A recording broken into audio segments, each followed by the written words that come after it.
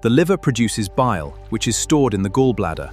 During a meal, the gallbladder contracts, propelling it through the common bile duct and into the duodenum to aid fat digestion. When cholesterol levels in the bile become too high, they gradually crystallize to form solid gallstones. A stone may shift and block the cystic, and the gallbladder wall becomes inflamed. This animation illustrates the planned laparoscopic access. Ports are placed to visualize the gallbladder and surrounding vessels. Precise labeling identifies the vital anatomy. We are entering the abdomen to view the liver and gallbladder. The cystic duct joins the common bile duct here. See the cystic artery supplying the gallbladder. This is critical for surgical planning. We begin with a view of the liver and gallbladder. The gallbladder is gently elevated to expose the region beneath. This reveals the cystic duct.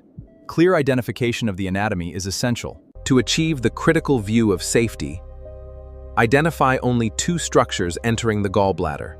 This ensures the common bile duct is protected. Having identified the key structures, a surgical clip is applied, securely occluding the cystic duct, followed by the cystic artery.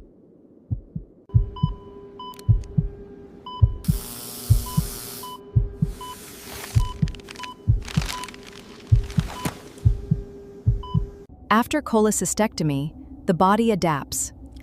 Bile now flows directly from the liver. This ensures continuous digestion.